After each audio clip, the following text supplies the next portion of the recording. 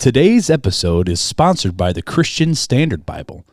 The goal of the CSB is to be faithful to the original languages without sacrificing clarity, all the while maintaining both accuracy and readability. With beautiful designs and multiple study Bible options, everyone, from adults to teens to children, can find a CSB Bible that they enjoy. Learn more at csbible.com.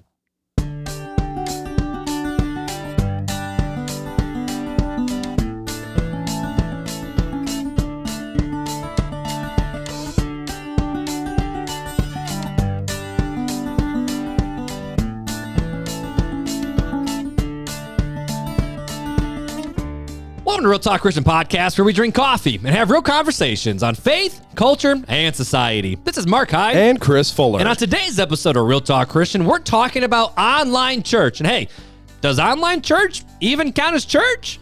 I guess we're going to find out. Fuller, you ready? Let's go.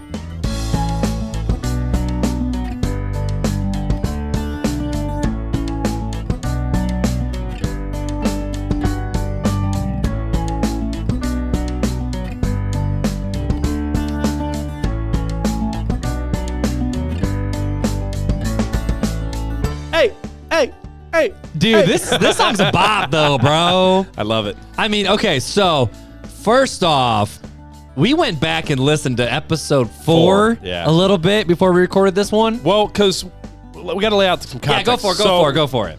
We noted, we got from one of our listeners, Marissa Ladson, the other day. She's like, hey, we can't see the first, 17 episodes? It was 15 episodes when she texted me, yeah. So 17, you can't see the first 17 episodes of the podcast that we ever had. And I'm like, wait, what? So we started checking Google Podcasts, Spotify. They're not there. They're not there. They're on Podbean. Right, or if you go to just our website. Or if you go to our website and click on the little music icon right there when you pull up an episode, you can still listen to it on the website, but it is not on Spotify or Apple or Google. For whatever reason, we are trying to take care of that. But yeah, so we can only see the most recent. Now, let's be honest, most podcasts don't get to this point. I'm shocked that we do. Yeah. But you can only see the most recent 100 episodes that we've done. Yeah, for whatever reason. So we're trying to get that changed right now so you guys can have access to all of the content. All the content. Especially because we know our favorite people, the Rewinders, are out there. You guys are out there, and we appreciate you. We know it because y'all called me a grass fairy. Grass fairy and a grizzly bear, and we haven't used those jokes since season 1. Season 1 is season 3. Time. Yeah. So, but dude, going back and listening, welcome to Real Talk Christian Podcast, where we drink coffee and have real conversation. Hi, Mark. How are you today? With the static in the background, and now we crisp, we clear, we caffeinated, we over caffeinated. We having a good time. We went from very choppy and rigid to now we're just flowing. We're figuring it out, man. We're just gonna fly with you guys. But we're having a good time. We are. And it is so cool to hear people going back and listening to old episodes and old content. It's cool. It's pretty awesome. But what they're missing almost the first 20 episodes now. We can only go back on some of the platforms to Christmas time of that first season, which is wait a second, we had some good conversations before that, so we got. I feel we might need to relive some of those though, not republish them. Well, so but would Jesus smoke pot with a lot of the changes with the marijuana laws coming back? Should we revisit marijuana and legalize medical marijuana? Maybe we should revisit that one. We've also Disney was episode 2, college kids and teens. Man. We did that. Oh, does our past affect our future? That was episode 1, and the answer was yes. That's kind of where we shared. Done. That's where we shared our stories without we introduced me sharing Mark too and much Fuller. Of the story. We introduced ourselves, basically. If you want to hear more of the stories, you can listen to our interview when we were interviewed on Dudes and Dads. Yeah, the Dudes and Dads. Easiest podcast. way is go to the Instagram, click the link in our profile, and then right there, boop. Listen to the interview on Dudes and Dads right there on the link. That's where we first learned of the Roadcaster. The Roadcaster. Thank you, and Andy. We are here. But we've always had good mics. We've had them decent gear, but we've come a long way. And I forgot my microphone home tonight, so we using the backup. You're using the guest microphone. We're using the guest microphone, so hopefully it still works well because it sounds good. I always sound good. Whoa! I'm trying to have my low. You're voice. so vain. Bet you think this song is about you. It ain't easy being cheesy, baby. Anyway, so welcome back. That's the, I think we should do you want to do the Would You Rather tonight? Yeah, Why don't you jump into it? We'll do that. Would you rather? We need to really get a good jingle for that. Like, would you rather? That's what I was thinking. Would you rather? Boom, boom. Okay. Oh, here you go. Would you rather be stuck in a broken elevator or stuck in a broken ski lift? Ooh, probably a ski lift. More airflow. You know, Bro, it's freaking cold, though. I know, but have you ever been in a hot elevator with a bunch of other people stuck? Because I have, and it is unpleasant. It's sweaty and smelly. That sounds awful. It is. So ski lift, sign me up. I would say elevator, though, because I've never gone skiing. No, not really. I don't really have issues with heights. It's more of just like, I don't know. I also don't ski or snowboard. Oh, and I also don't really, how can you live in Indiana near Swiss Valley and not ski or snowboard? I think Beth needs to get you on that. So we're going to go with... look at it. It's a 50-50 split. Whoa. It's a legitimate 50-50 split. We're right on cue. Would you rather... Oh, no. Is it made me click? Okay. Two more. Would you rather see blurry all the time or see everything in black and white? Black and white. But if you're blurry, can you get glasses to fix that? It doesn't specify, so I'll allow it. So you will allow it? I'll allow it. Okay. I think blurry with glasses, but if it's just blurry even with glasses, I would say probably see things black and white. Black and white. We'll go all the way. Ooh, 69% of people say black or white rather than be blurry all the time. Nice. All right.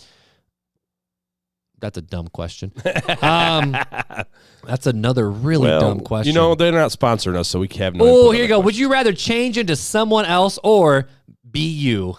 Be me. I'd rather be me, baby. Yeah. Come on. Like, hey, when you're this good. Oh, wait, you already said that. When you're this good looking, it ain't easy. It ain't easy being cheesy. No. What movie is that from? I have no idea. Longest Yard, Terry Crews. Was it? Yeah, he was going, it ain't easy.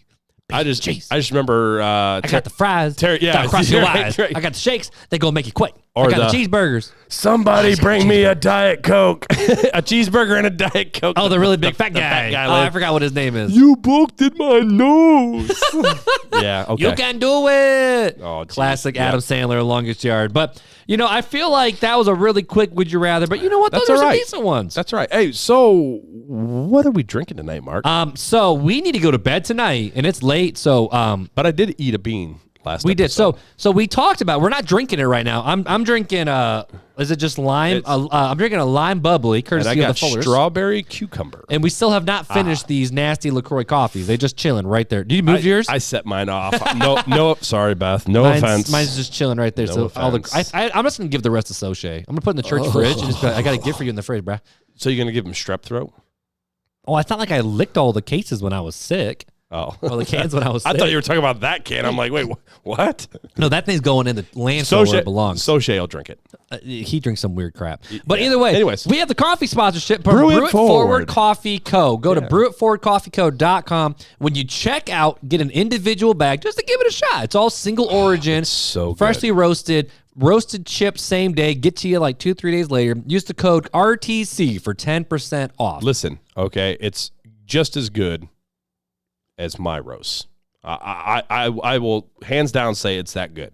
And like, I'm very particular about my coffee. I'm a true coffee snob. You are a snob. This blooms real good though in that V60. Man, it blooms so good, and it's just very pleasant undertones, and it just that first initial hit's real smooth, and then I taste like a little chocolatey caramel on the back end, and it's like perfect. Yeah, no, it's good. It's one of those where it's a good. So check it out. This is okay, in my opinion. This is a better afternoon roast. And let me tell you something. In my opinion, it's not. I liked it this morning when I drank it, but I think this is a solid late morning, early afternoon roast. First thing in the morning. No, it's a right good thing in the morning. And guess what? Christmas is on its way, and so you should all brew it forward. You should brew it forward. Because all the money and the proceeds goes towards helping underprivileged kids, foster families, women pregnancy care centers, Ronald McDonald's house, all the things. Jared and Marianne are doing some amazing things. So check it out. BrewItForwardCoffeeCo.com. But we ain't drinking that tonight. Sorry, I have to be up in a few hours. To go to bed. But before we get into the conversation, we got another review to read because some people left us more. Yes, you are the champions. We still have 4 more weeks worth of reviews to read. Yeah, buddy. And if we misread and review, just let us know because we're sorry. I'm keeping track. No worries. But we want more reviews. More. We had 2 left on October 5th, and this is the second one. This is from Mitch 112244. Where's the 3s, bro? Where's Trace? 1, 2, 2. Actually, have you ever seen Ferdinand, Uno, Dos, Cuatro? Whatever happened to Trace? Oh, no, we don't speak about Trace. It's a good movie. So, wonderful list and 5 stars. Recently found this podcast, and I have not stopped listening to it since. Our wife stopped listening to us a long time ago, so I don't know how you're still doing it. Not true. I'm just kidding. Janelle still listens to the podcast. Beth is a faithful week. listener. She listens every week. I was more so making the joke that they stopped just listening to us. Oh, well, selective hearing. That's true. Janelle just likes listening to me. Let's just be honest. Whoa. I was just gonna say that there's no segue. That was a really bad joke. Wow. Can I take that back? Open mouth. I'm just gonna read the review. Anyways, go ahead. I'm just gonna read the review now. From who? 112244. Mitch 112244. No trace. Oh, no trace. We don't talk about trace. Recently found this podcast and I have not stopped listening since. The podcast gives truly biblical, accurate answers while also including an in-depth conversation on the subject matter. The hosts are extremely down to earth and offer insightful facts and opinions to add to the conversation. I recently sent a text to their contact number 574-400-5352. You got it, bro. Nice. And my question was answered promptly, which was unexpected and amazing. That's all you, Fuller. Excited to see what the future of the podcast brings. Well, Mitch 1122, no trace. 44. We appreciate you, homie. We appreciate you big time. No trace. Oh, hopefully, are they homie? I don't know. Last time I did that, I got in trouble. Are they? They all homies. They all homies. We'll just leave it at that. We and by the all way, homies. I'm the fact. He's the fiction. I'm just throwing that out there. He's opinion. I'm facts. That's so, true. anyways, all right, let's Bear. go. All right, Grass Fairy. All right, so this was actually another question that was asked of us. It was. So we are doing 2 episodes back to back, same night of questions. You know what the best thing is when people ask us questions, it makes it less difficult on us to come up with content. Well, it's also enjoyable because it's like, someone wants to know. No problem. We can do this. And I mean, I think this is a question that a lot of people ask right now, just coming out of COVID. You know, we just went through. We've touched on it in a few episodes, but it's a good time to talked about like dive. the purpose of the Sunday morning worship service and denominations and pastors and all. And we touched on it here and there in other places. But someone flat out said, based off of I don't remember what the quote was.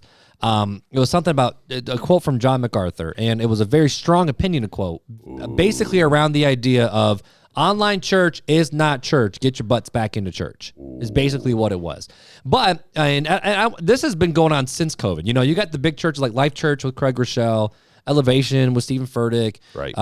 Pastor Judah up there with They actually have a really cool different online presence, but they call it their online community. Like they actually have, like, it's not just like we're church online. They're like, no. That's one of our campuses. Our campus is an online. We have an online campus. And so you can't call it a campus. It's not physical. So even before online was even here, right, online church has always, I don't want to say always, but it's been a thing for a while. Now it's gained more popularity recently. Right. Now, even before online church, you know, you would see like Chuck Swindoll or like Charles Stanley or some other TV or good pastors, really good pastors. Piper, another one where they would record their sermons and they would show them on TV. John MacArthur. Play them online. Like, you know, that's not normal thing to have people's sermons and put them online. But I would say really recent, probably within the last 15, maybe 10 years, actually having online church, and it's been extremely popular, I would say, going into COVID and coming out of COVID, where I would say the year before COVID, it started gaining steam and a COVID lot of hit, popularity. And it was like, bam. And there's these platforms, church online platform, where they create these online platforms where you can sign in, you can make comments, you can talk with a pastor, like sidebar. So they actually, now a lot of churches hire online campus pastors. And your job is you're the online like I'm the online pastor. You answer the online questions. And you talk with people. And now I will say they have a cool job description, is the fact of your job as an online pastor is, yes, to reach and minister people, but then get them plugged into a body. Now, what a lot of these mega churches will do is once they have enough people where they're like, oh, we got like I don't know, 40, 50 people over here, maybe 20 people over here in this city. Let's start a little something for them. And then all of a sudden they launched a new campus. So that's why you see some of these super big mega churches where it's like, you're out of North Carolina, but y'all got a campus in Toronto? Or y'all out of well, we got listeners in Scotland. I think we should open a campus there. You're out of Washington and y'all got a campus in LA. Like, what is even happening? Like, is that the way church is supposed to be? And there's been a lot of hostility lately, and we both seen it, of just, is online church viable? And I think the question is does online church count as being a part and being a member of a local church? And that's kind of where the idea stemmed from. Okay, so why don't you start by describing what is church? Yeah, we'll do that. So we'll talk about what is church, what the Bible say about church, pros and cons, and then we'll go back and forth. Because I know you and I both got opinions, me being a digital guy. Yeah, Digimon over here. No, Pokemon, bro. Digimon was a little younger than me. Just a little. It was weird. I didn't really like Digimon. Digital monsters, Digimon are the champions. Sorry. Nah, give me Pikachu every day. So anyway, Pikachu. I thought this was really cool. I got this quote from the Augsburg Confession of 1530. So I didn't want to get just a what's a church definition from today, but I wanted to get a definition of the church during the time of, Reformation and back when the church was starting to regain its roots again of what is the church. And so in the Augsburg Confession, it says the church is the assembly of the saints in which the gospel is taught purely. I love that. The gospel is taught purely, and the sacraments are administered rightly.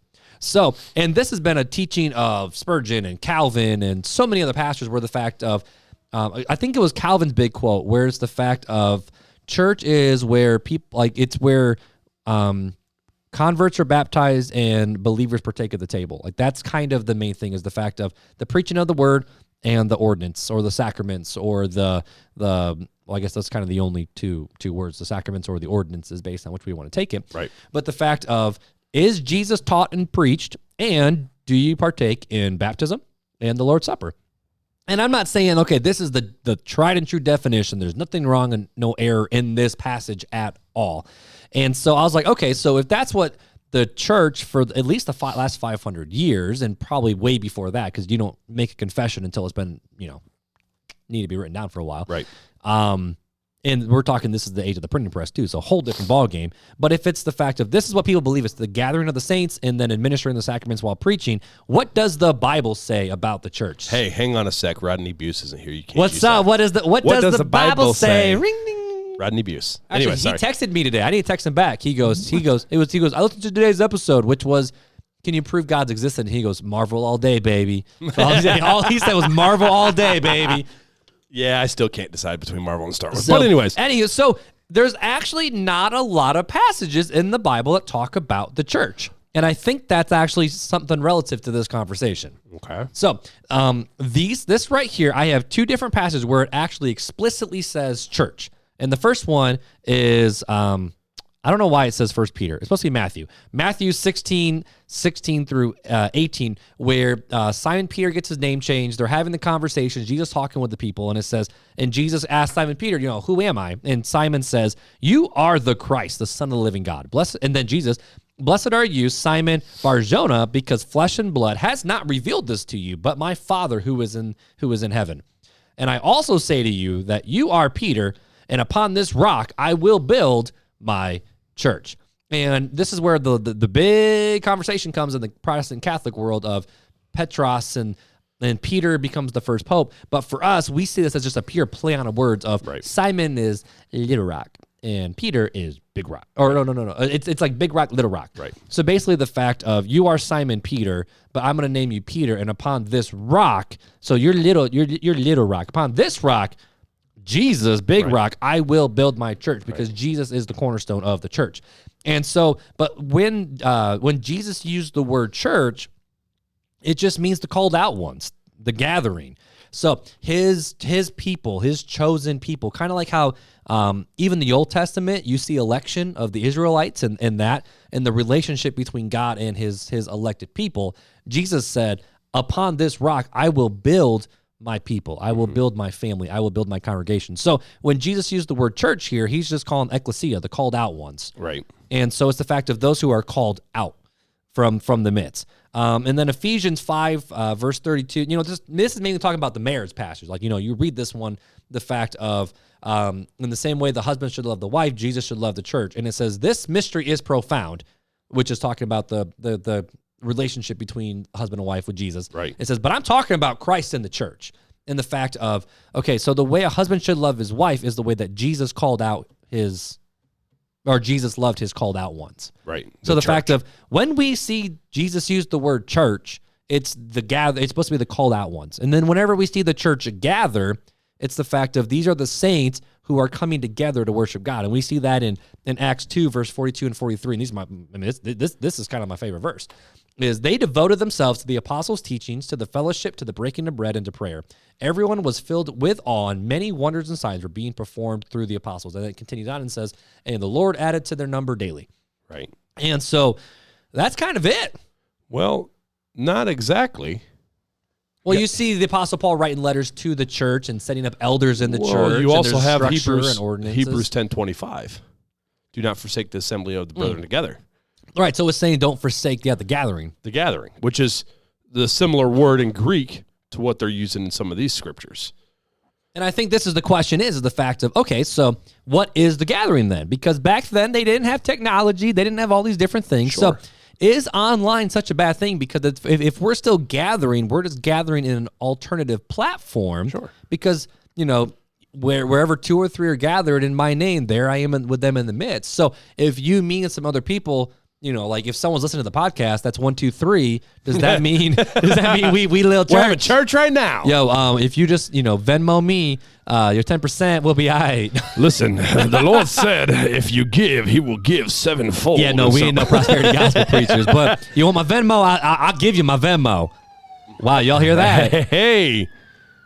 It's getting hot in here. Oh, sorry. That's the second ambulance we've had drive past us. Yes, it is. I don't really know what's going on, but hey, anyways, welcome to the party. We're in the city again. And it's hot in here, and we have the window open, so we apologize. That's true. But okay, but whenever you hear the called out, the gathering, it's the fact of the saints gathering together. Right. And we talked about this in one of the episodes. What episode was it? We were talking about Sabbath. When we were talking about Sabbath and what the purpose was and why people gathered together. Yeah, that's a few episodes ago. Right. But more the fact of that people came together to rest and to worship and to praise God and to remember the works of what He's been doing. And, I was reading some stuff by good old N.T. Wright today. And I love his big treatise, man. Yeah, but bad theology. What I love about him is his historical approach to like bad theology. Oh no, understanding how Jewish culture worked, and he was saying that the purpose of the Jewish worship was to. Pause. Like they're talking about like the temple and the Shekinah glory and the fact of when God filled the temple, God's presence rested with His people, and part of Sabbath was resting with God while He was resting with the people. And the idea is that's what Sabbath is supposed to remind us of who God was, what God did with our fathers of Abraham, Isaac, and Jacob, and then what's God doing with us right now, and then what we know we can trust God in the future. And that's in my opinion, is that what church is supposed to be? When we come together to worship as saints, are we supposed to remember what works God did, what God is doing, what God is going to do? And I guess the question is, can that be done online? I'm going to save my thoughts here for a sec because you got some other things here that you got benefits. I want you to go through the benefits and negatives. Yeah, okay. If you wouldn't mind. And then we'll get into opinion. Yeah. What's your... We're going to say this might be a short one, but we know it's not because we know how it goes in RTC. Right. So I just wrote down some really quick. Here's some benefits of online churches and negatives of online churches. I got 4 of each, and feel free to add to them. This was me just sitting there in my office just thinking. One of the big benefits, and this is the biggest push that people have for online church, is the fact of you can reach new people in new ways that are completely unimaginable. I'm not saying this man's ministry was good. In fact, I don't know why he's still a pastor, but I've been listening to the Mark Driscoll podcast of the rise and fall of Mars Hill, and what made Mars Hill and man, I hate being sick. Yeah, still dealing with sickness still dealing with the sinus and congestion. We're not contagious. We on medicine. Yep. But what made his ministry grow so fast is because his sermons were posted online to YouTube and to video platforms and audio streaming platforms, and people just ran to it like no one's business. And that's where a lot of the conservative, reformed people, ideas, mindset came from. But is that the itchy ears kind of argument there? No, people are just drawn to whatever. No, because he's a good Bible preacher. I'm not saying just him. I'm just saying, is it always a benefit, or is it? Yeah. No, but it's more the fact of you can reach new people in new ways. Like our church, for example, sure. like, you know, our podcast. We flat out, we are unapologetic about the fact of we stream our services. Right. We do not, and intentionally, we don't have an online platform.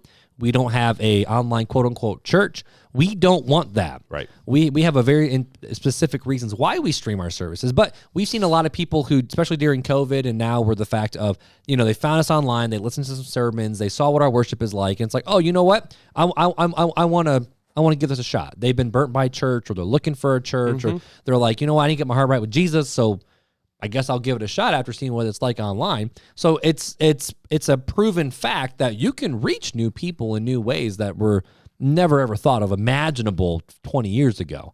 And so that's a really cool benefit of having the online church. You can reach new people with the message. Second, it allows people to join in if they cannot make the service. You know, like you, when you're working, you tune online. Sick. They're sick. you know, you got shut-ins. You got people who are traveling. I've heard of college kids, like, you know, they'll go to the service, but they still touch in at home. People, when they move and they're trying to find that transition, that they still are able to be a part of their church while they're looking for a new one. I mean, it's a really cool opportunity where before, if you missed a service, sorry, like, right. Bye. Which, I mean, I know this could be a con too. The fact of, does it give people an excuse to miss? You know, because we become real comfy, which we'll talk about that in a little minute. But, you know, I do think it's really cool. The online church, you can reach new people, and the people you already have, they don't need to miss nothing. Right. And we have proven stats of that too. The other one, which goes right in a line with the other one, is it allows shut-ins to actually join.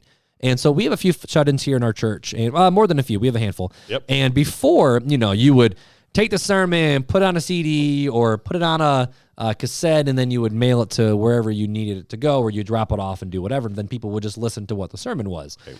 Whereas now, we don't need to do any of that. We can just flat out just put it online and say, hey, just go to this website and just listen. Now, during COVID, we were still kicking out CDs and DVDs of to help people when they were in that transition to figure out just how it's supposed to work. But could that also be a con of now we don't have that one-on-one interaction as we're dropping that stuff off? Well, right, and now that's up to the pastor to still connect with that person. Right. But it at least allows shut-in, especially during a time like COVID, where high-risk individuals, they can't leave. Right. They're able to still join in with the church family, which honestly is super, again, super cool. I see that. I definitely see that benefit. I can see cons as well. Right. And then the last one is, and this is probably one of the biggest ones that I've seen pushed lately, especially with a lot of the mega churches, is online churches allow people to find a place to worship and grow without feeling the need for making themselves known or making a commitment. And like, you know, I've heard a lot of stories. One specifically, Craig Rochelle talks about this one quite a bit, where there was a woman who joined on, and they didn't know who she was. She was very anonymous. And I mean, it was just a stat. It was just a number. And so she joined online for 2 years. And then finally she was like, she contacted the local, the campus pastor. Was like, hey, this is my name. I've been watching online for a couple years. I think I'm ready to be part of Life Church campus.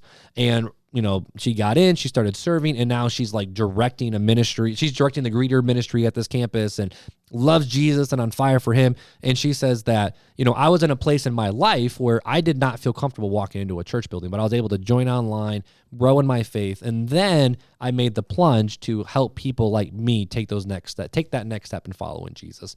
So, you know, I think there's other benefits to online church too. The fact of you can take the stuff and you can make clips and post it on social media, and you can repurpose content and all the different things that we like to do.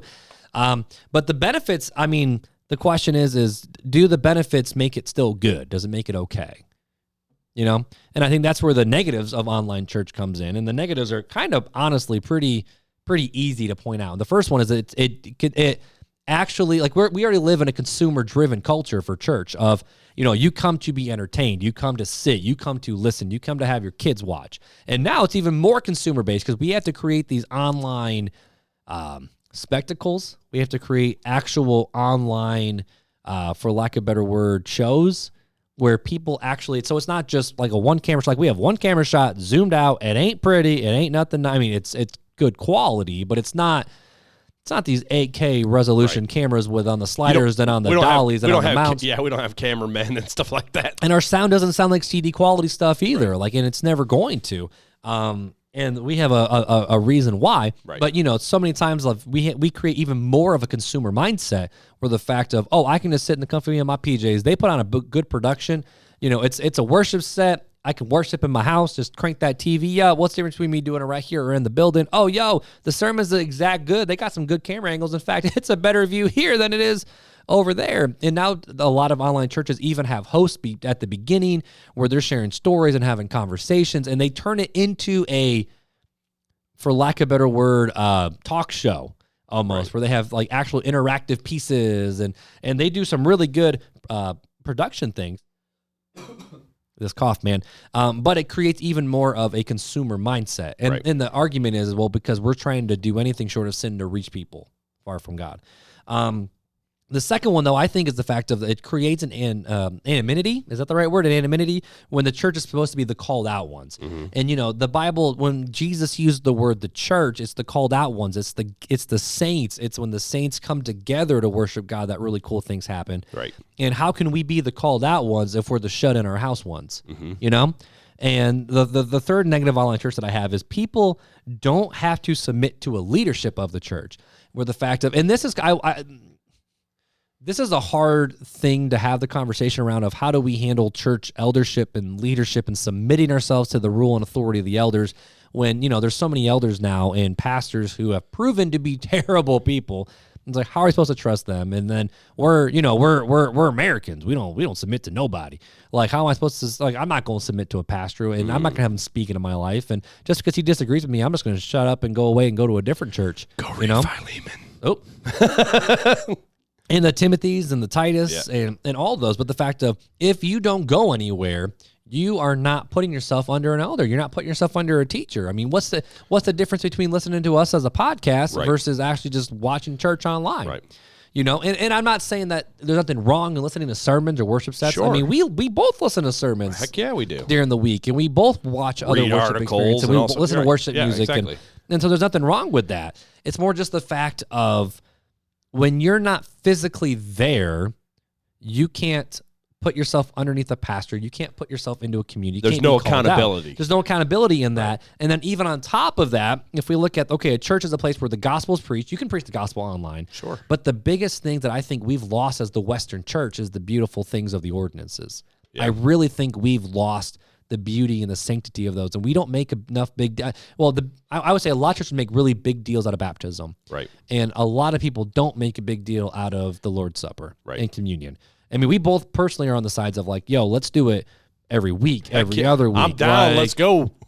Like, we don't need to do this once a quarter or once a month. Once every week is what I grew up with. I grew up with every week we did it. And the answer is why. It's the fact that when we come to the table, we're actually partaking in Jesus' sacrifice. Right. And it says, do this in remembrance of me. And we both are on the side of, we don't receive salvation or any extra grace because of it. But at the same time, it's a good reminder. Whenever you guys gather, do this in my name. Right. So are we disobeying by not doing it all the time too? And people online church are like, you can go pick up your communion cup through the drive-through church, or we'll ship it to you, or we'll do whatever. You can just take bread and some grape juice or whatever. And during COVID, a lot of churches did a really good job trying to reach their people and trying to do this. And I think we saw the heart of a lot of pastors during COVID, where they were like, I still need, we need to reach our people. We need to go to where they are. We need to use modern technology to still reach them. Yeah. And honestly, I think online church has a lot of beautiful pros, but the question is, does that count as church? So let me throw another negative that I personally experienced, right? Since you told me I could throw them in. Nope, sorry, you're muted. Okay, you're unmuted. Censored. Wow, that was just me talking for 20 minutes straight. Jeez. I'm going to take a break. It's all you, homie. All you. Oh, I just got something small. But with negatives, distractions, all right? So I got a 4.5-year-old, a 3.5-year-old, and a 2-year-old. And this past Sunday, I was trying to watch church online because I was sick. And I caught a word here, a word there. I saw the scriptures that Scott was reading off of. But I didn't really get the fullness of the message because there were so many distractions going on. Actually, the past 2 weeks, I haven't been at church because I've been sick. And both weeks have been distraction. The first week it got so bad, I ended up just saying, you know what? I gave up and turned it off because I couldn't pay attention. You got small toddlers running around. It's not the easiest to have them be quiet to watch church on TV. Whereas when I bring them to church, there's children's school that they can go to, children's class, and it keeps them occupied and helps them learn in the way that they need, and I can pay attention in the message that's going on here. So I don't get that when I'm watching church online. They don't get that interaction when we're watching church online. And I think that's a big thing is, the fact of human interaction. We've realized through COVID is a big deal. And, look at the suicide rates. We talk about there's no such thing as a lone wolf Christian. Right. And we've proven that for mental health's sake, loneliness is not okay. It's not good. The world proved it for us. Right. The Christians didn't even have to prove it. The world, we just over here going, told you so. We've been telling you for a while. So, I guess the question is we have to go back to answer the question of, okay, so what is church? And I think here's another question that we need to answer that's a bigger question than just, does online church count as church? But does Sunday morning church even technically count as church? Like a normal service? So, from our conversations how I feel about it. My feeling is church is living life together with your tribe. Right. That is church. I know everything about what's going on with you. You know everything that's going on with me. So on and so forth. I think that the Sunday morning service has its place in that. Oh, no question. Where you're gathering with the larger body, but I don't think that's where it stops. Okay. I don't think it just stops on Sunday. I think that should continue in your small groups and what we call here on RTC your tribes. Mm-hmm. And you can't get that interaction. You can't uplift each other. Can't sing psalms and hymns and spiritual songs with each other when you're not with each other. Right. It's just not the same. And a Sunday morning service for a believer is like the lifeblood, Right. It's the reminder of we get quiet, we get to listen, we learn more about Jesus, we learn alongside other people. The fact that the church is supposed to be, hey, let's create this community together. So I should be pouring into your kids like you're pouring into mine. Right. It's the time where we gather together in submission under leadership to be equipped. Mm-hmm. That's what a Sunday morning service is. And then we go out together and be the church. We be the hands and feet of Jesus. And that's what I wanted to get to. In the Bible, we see so much of the New Testament and so much of it. I mean, there's parts where it's the fact of I would say administrative, where it's like set up elders among you and call out elders and call out deacons from among Council you. Of and Jerusalem. Here's how it's supposed to work. And, right. That's what happens when you're trying to handle a bunch of people. Like that's just the nature of the beast. But what I would want to see, what's the percentage of the New Testament talks about how to live and think as a Christian and go and love others more than just go to a Sunday morning service and listen and then go home. Right. You see the New Testament church doing what? They going out and they love the snot out of people. Right. But how are you supposed to do that if you don't know who they never went out alone. They were never lone wolves to go out. They had to do it with each other. Mm-hmm. But how are you supposed to do that when you secluded yourself to just online? I mean, you never build those relationships that we're supposed to build with each other. Mm-hmm. And that's the important part of being physically present, if you can, at a church. And this is where I think online church has a lot of great benefits, especially to shut-ins. Right, 100%. People that cannot go. And I think the people that can go should be going to those people that cannot go, if they're able, and be fellowshipping with those people who can't come for a physical ailment. Mm-hmm. Now, COVID worries and stuff like that, those people have to make their own choice, but I think the opportunity should always be there for the people from the body to go to the people who cannot make it. That's part of the sick that we're supposed to take care of, the widows, the orphans, all that. We should be going to them and fellowshipping and taking care of their needs and being the hands and feet of Jesus.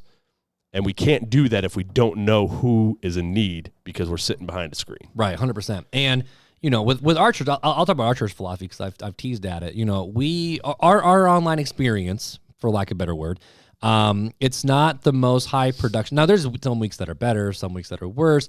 We're trying to do things with excellence. In the grand scheme, it's pretty low production. It's very as lowest production as you can get. Right. And the reason is we're not trying to create an online service. Right. We are trying to create a place where people, hey, if they want to visit us and check us out, it's a great opportunity for people like you. Like let's say you're traveling, you pop that sermon in, you're good to go. Sure.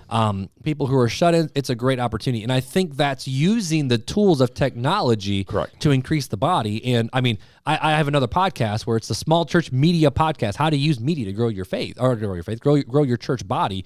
So using media to help equip your people, I think is a beautiful thing. And I think all pastors should have some sort of an extra teaching element, such as a podcast or other things, to help constantly grow the faith of their people that connect with them during the week, because that's a great teaching avenue and element, but it's a tool. Right. It's not the goal. And so when churches talk about, like for us, for example, we flat out say we don't have online church. Right. You can join us online. We live stream our second service. Well, now it's just one, but we live stream our services, but we don't have, the 9:30 and 11 o'clock in person and 10:30 online service. Right.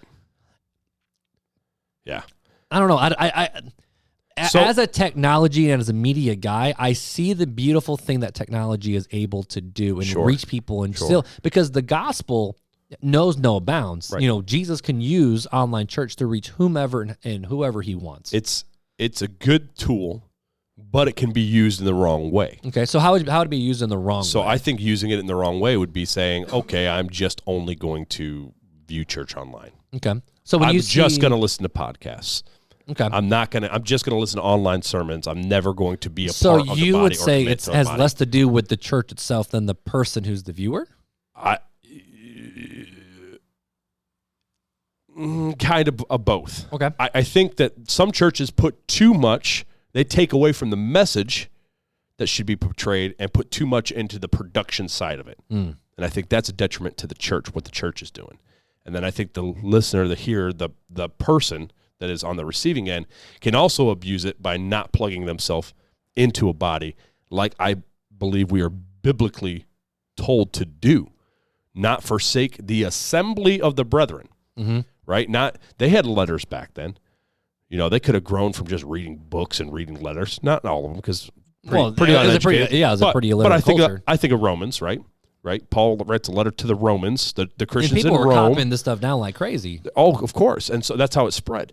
And so there were people that were literate that they could have just read and just left it at that, and it never went and became part of the body. Never went and copied these letters and went and took these letters and passed them out to other churches and taught these other churches and doing these. They were being the hands and feet of Christ.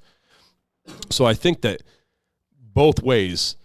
The church can abuse it. The church can use it as a tool. The receiving person can use it as a tool for when they're sick or shut in or something like that. But they can also abuse it too and not commit to a body, which I think is so highly important. We're not created to be out there on our own. And listening or watching somebody online is not the same. There's no accountability, and that is dangerous ground for the enemy's attacks.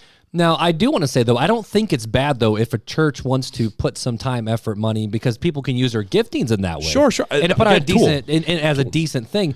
But if a church says, hey, we have an online platform in order to reach people who need Jesus, and then the goal, like that's not, the goal wasn't to get them into online service. Right. The goal was, all right, when can we see you? When can I come? When can I come meet you? When can we have coffee? When can we get you in? But when it detracts from what they're actually should be doing, right? Taking care of the poor, the widows, the needy, the sick, right? If I'm taking my money from tithing and putting it into these elaborate media productions rather than putting it into people, because not everybody has internet. I know plenty of people who has no ability to connect to any of this online stuff. Yeah, I don't know those people. Yeah, well, that's because you don't know any poor people. That's I know some poor people who they got little prepaid phones and that they don't have internet access on their phones. So if I'm pouring all my money into social media, into online content, into these productions, who's reaching those people? And so I think ultimately, if a church is based off of just online content, what happens to that church if media was taken away? If a giant EMP hit the world, not saying it ever would, I'm not speaking apocalypse, but if it did, would that church still be able to be the hands and feet of Jesus? Or would they not? Where do they lie in that in that cycle of life for a Christian, have they been out there and being good ambassadors for Christ, being good stewards of what Christ has given them? Now, again, I'm not saying that social media or these online tools are a bad thing. They are tools. If used in the right way, great. But I don't think that a majority of our focus should go into those, because we weren't called to produce stuff like letters and just leave it at that. We were called to go into the world and take the gospel message to the world. Right, because Jesus even said, I pray that you don't take them out of the world, but protect them as I send them back in. Right, exactly. And so you never saw the disciples sitting back and just writing letters. No, they went out, but Jesus also sent them in pairs. Correct. Right. So you got to be plugged in, right? So you got to be plugged in. You can't just sit back and expect just what I would say in the New Testament early church letters, what we would call, online sermon series today. That's right. I'm correlating the two because for their technology back then, that's what. But it's also, what about the argument of it's a whole different world? Where back then, if you chose to be a Christian, you could lose your family, you could lose your inheritance, you could lose your job, you could lose everything. So you had to lean on the community. Whereas today, you can say you're a Christian all you want, and ain't nothing gonna happen to you in America. Right. That's what I'm saying. Like, only in America, right? But the rest of the world, it ain't that way. Right, and that's why you see the difference in India and China. And I'm telling you, and the Western. We're speaking of things right now, right? I'm looking at the world and America around us right now, and it could be gone. What we have now could be gone in the next 10 years, right? For all I know. But I do say it's pretty cool to see how so many people are able to take messages from here in the States, and get it into the 1040 window, and people can listen and watch. A great tool. But don't put all your eggs in that basket. But that's not the church. The church is the gathering of the saints. That's exactly. It's the saints coming together. Yeah. So let me ask you this question, and I think this would be a good question. Paul didn't. Paul didn't say his letters was the church. No, the people were the church. The people were the church. Him doing what he was doing and going and teaching, it was used as a tool for instruction. That's fine. Just like our online platforms are good for that. Instruction. That's what this podcast is. We are an online thing. This is good for instruction. Right. But it is not the church, and we've said that so many times. That we are not. We love you guys. You are our family, but we're not your tribe because we don't live life with you. Right? That we're not your core tribe. You need to find your core tribe. I mean, we're glad to join you on your walks and on your mowing and on your exercise or whatever. But we ain't the church. We are the church. We're not part of your. We're not part of your local body. Right. So let me ask you this question. This might be a good way to end it. So I'm thinking of someone specifically in mind where, kind of two different people. You have the person who, they grew up in church and they got burnt. I mean, I'm talking, grew up in, whether conservative or not, they grew up in a church where the pastor ended up being emotionally, spiritually abusive. The people were not kind, and they have such a bad taste in their mouth of what the gathering of the saints mean that they're like, you know what? I can do online church because I still love Jesus and I still want to grow.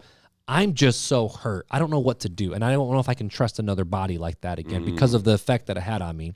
Then there's the other person where it's more just the fact of life is just crazy, and I don't really have a body that I plugged into. I haven't really found one, but I like this one church that's over, somewhere else in America, so I just join in and join them because I like what their pastor said. Not like what their pastor says, but, I mean, it could be a good, solid preacher.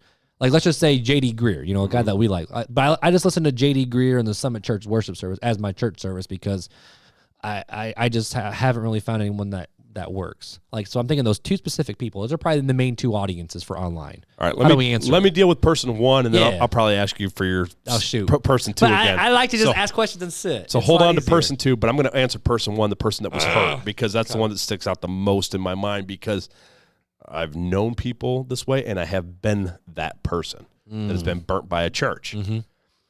And let me ask this question, and I'm going to let you answer it for the people. Okay. All right. If I made so you said, they've been burnt by a church, so they can't trust a church.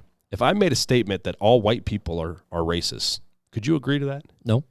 Because it's not true. Well, what makes it not true?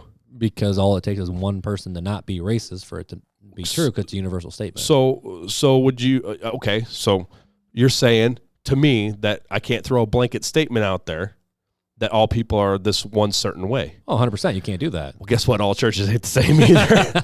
And we are called to forgive. If you really, truly say you love Jesus, right, we got to forgive. And I'm not saying forgive and go back to the abusive situation. I'm not saying that. Forgive and learn. You forgive, but you cannot seclude yourself. That's where the enemy gets you, is when you start secluding yourself away from the devil body. prowls around like a lion. Heck yeah. Seeking And whom so he may he's devour. the one that's 1 helping Peter. them feelings grow. And let me tell you what those feelings, out of personal experience, those feelings lead to bitterness and to seclusion.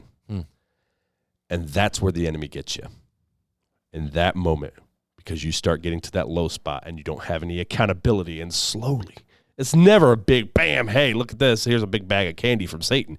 It's just a little piece here, little piece there, and it slowly leads you down this path. And then before you know it, like, where the heck have I gone? I'm way off the path. I'm way off. I said I love Jesus. I still do love Jesus, but I'm over here taking drugs and sleeping around now. That was me. I was off the path. And it didn't start off, bam, I was just, I'm just doing this. I'm walking away. It was a slow, here we go. I was hurt by the church, so now I'm going to do this, and I spend less time, and I don't trust people, and so I stopped going to church. But I still love Jesus, and I'm still listening to the sermons. And then it slowly leads down further, and the next thing you know, you start getting into stuff, and getting into stuff, and getting into stuff, and then you're like, where the heck have I gone? Like, I'm way out in left field now. And so I think it's very dangerous to say, I'm hurt, I'm just going to do online because I don't trust people. I'm going to say, when the disciples asked Jesus, how many times should I forgive? 7 times. And he said, I tell you, not 7 times, but 70 times 7, which means infinity, because that's what it meant to them back then. Infinity. You should always forgive. And not everybody's the same. Just like not every white person is a racist, or every black person is a racist, or every Asian person is a racist. You can't make a blanket statement like that. And there are racist people in the same way that there are bad churches. Sure, exactly. 100%. And I think that's where the good tool, where you said, hey, a good thing, you can kind of preview a church. And all churches are messy because people are messy. Sure. So ministry would be really easy. Janelle and I looked at the website for here at Southside. We looked at the website and read through everything that was on the website and stuff like that, and listened to some partial sermons and stuff because it was online before we came to this church. So it is a great tool for that. But we didn't just stay in there. We didn't stay in that spot. At some point, you got to step out. You got to step out. It's okay to be there for a bit if you're checking out a few different churches and using it as a tool to make sure you're going into a place that teaches truth. But like you said, people are messy. I mean, we walked in, and 2 years later, your wife's leaving you, and I mean, it's a messy. Here we go. It's a messy situation for the whole church. And I wasn't the only one. I mean, you're a pastor at the time, and it's a messy situation for the entire church. Yep. And that's what happens. But did that make you leave? No. There was hurt that happened, right? And the church didn't hurt me. Well, there's people. That's true. Some people still hurt me. There's people, right? And there's been times where people have been hurt in this church. There's been time in this church that I've probably hurt people speaking truth a little bit too rough. And I know that. And it's like, I don't mean to be so rough. I'm just kind of a rough guy. You're a grizzly bear. I don't try to be a rough guy. It's a really out of a heart of sincerity and love. I just come across rough, and sometimes I don't realize it. And if people would come talk to me and say, hey, this is the way you came across, then I could say, that's not what I meant at all. I'm sorry. Let's have the conversation. Right. But when people don't. So yeah, I'm sure I've hurt people. I'm sure Scott has hurt people. I'm sure you have hurt people. I'm sure Brandon has hurt people. I'm sure John has hurt people. Because we're all humans. Because we're humans, and it's messy, and I'm sure tons of people have hurt each other in the church. The problem is what are we supposed to do when that happens? Go speak the truth in love, right? Mm-hmm. I'm supposed to do it to you. You're supposed to do it to me. When we have issues with each other, we're supposed to talk it out and figure it out. And if we can't do that, then we get a mediator. And, Christianity is never supposed to be easy. It's a relationship thing. We're human beings that are fallen, and so sometimes we screw up, and we need to come together and talk about it. If we can't, we get a mediator to help us work through the issue because we're supposed to love each other. So that's where that comes from. Second person, you told me. Oh, my turn or your turn? Well, or unless you want to speak to the first person. I mean, I'm just thinking about the second person. I mean, I'll just let you go off about the first person. Okay, so second person. You want to go off about second person? I mean, it's not a long one. It's a short one. My initial thought was, is there a fear of being seen? And I feel like a lot of times when people just don't want to go to church and they don't want to be part of a congregation, there's something there that they might be ashamed of, that if people find out, it might not be okay, or they've been hurt, like they've been vulnerable and they've had a spouse cheat on them, or a best friend stabbed them in the back, or someone use and abuse. Like, I feel like a lot of times there's a real hurt that's there, but we use that as a excuse and a crutch, and eventually, there's a little bit where I missed church a couple weeks in a row. One being sick, one I was traveling, and I was like, man, it's nice to have a full Sunday. It's real nice to have this extra morning. Like, I can get a lot more done. I feel more rested. I feel ready to go. And those are the external factors that we just think will help us is this rest, the perceived thing. And then all of a sudden it becomes a habit. Sure. And, I see a lot of people who are involved in very heavy things on Saturdays, whether sports or, traveling or whatever. The fact of, we just want a day to rest, or we're just tired and we just need a recovery day. So we'll just watch church online because it's a sermon. It doesn't matter if we're there or not. We're there for the sermon anyways. But I feel like that is removing some of the beautiful parts of life that someone gets to enjoy. And so I look at that and go, okay, are you just complacent? Is there something there you're nervous about, that you're scared you were vulnerable once and you don't want to do it again? So it's kind of a church hurt thing. Or is it more just the fact of you're just lazy and you get off your butt? Yes. Right. And so but at the end of the day, when we say what is the church, it's the church is the called out ones, the Christ's bride, his people, his chosen ones that are called to go out and love big, love God and love others, love the neighbor as yourself. And how can you do that with being alone? Well, not only that, but if you're going to a Sunday just to hear the sermon or just to hear the worship or just to hear the sermon and the worship, you've missed the point of Sunday. You've missed it. You are totally out of context of what you're supposed to be there for. It's the assembly of the body. You're supposed to go and uplift each other, speak encouraging words to each other, have relationships with each other, with the bigger extent of the body. That's what that gathering's for. Yes, there's worship. You're supposed to worship together. It's supposed to be a beautiful thing where, I'm with my brother and we're singing praises to God because God is worthy and we're doing it together. Mm-hmm. And we're listening to the sermon. We're getting equipped. Me and my brother, we're learning this. We're getting equipped together right now. And we're building this relationship. And yeah, we agree with this, or no, this gives us something to talk about. Maybe we see it differently. Maybe you agree and I don't, and you're going to help me see where I err. And that's what it's about. It's about the relationship of the matter. Mm-hmm. It's not about the sermon. The sermon's good. We need the proclamation of the word. That's part of the leadership, but that's not why you and I go, right? Church was never meant to be a one-way street, ever. It's never meant to be a one-way street. It's never meant to be me taking all the time. I go and I take the sermon, I take the worship, I take. That's selfishness. We are called to be givers. And how do you give? Man, brother, it's good to see you today. Hey, why don't you come sit by us today? Man, oh yeah, what you been up to this week? Hey, I haven't seen you. What's going on in your life? Hey, you look like you're struggling. And being sincere about it. Hey, you look like you've had a rough time. Let's go. Look, you got some time to pray afterwards? Or hey, you want to go grab coffee after this? That's where that relationship building starts. If you're there in and out just to hear the sermon, you've missed it. You've missed the entire purpose of being at church.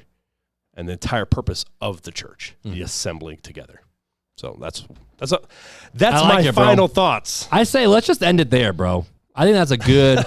Well, I'm just saying, I don't have anything else to say either. I think that's a good final thought. I'll read the Asbury Confession one more time. Do it. The church is the assembly of the saints in which the gospel is taught purely and the sacraments are administered rightly. I like it. You ready? Let's go. Time for Fun Facts with Fuller.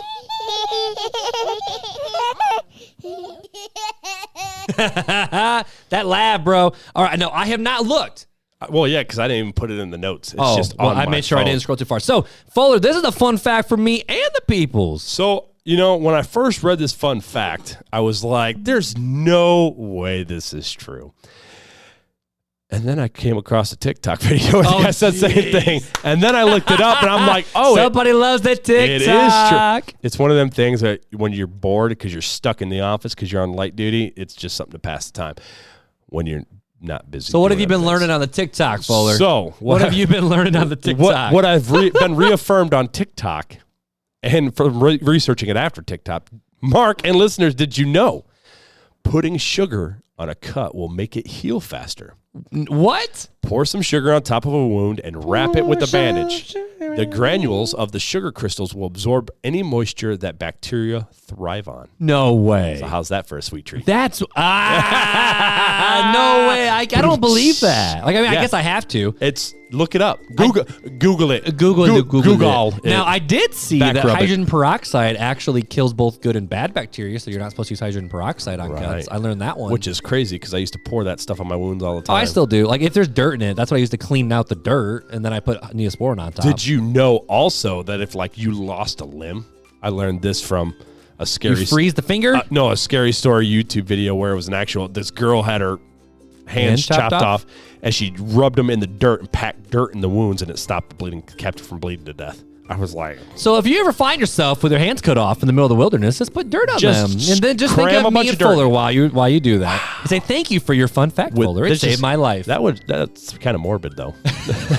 I mean, it's around the Halloween season anyway, so I guess it fits. But either way, guys, we love that you hang out with us every single week. And in fact, our RTC family is growing like absolute crazy. So if you have not made yourself known to us yet, whether YouTube or on the podcast or on social media, feel free to hit us up at the email, realtalkchristianpodcast@gmail.com. realtalkchristianpodcast.com, though, is the one-stop shop for everything to listen to other episodes, learn more about you or me, or find us on social media, or, hey, even send us a text at the text line, which is 574-400-5352. There you go, bro. Hey, I love it. Well, dude, we got to send the people out with something. Is there anything you want to send the people with before they go? I got something for you. You got something. Okay. Ready? I'm ready. Yeet yeet. Have you ever seen the yeet yeet from TikTok? All right, you got to look it I'm up. an Instagram story dude. Yeet, yeet. Instagram reels. Yeet yeet. So until next time, yeet yeet, is that? Take it easy. I don't even know. We're done. We're done. Take it easy.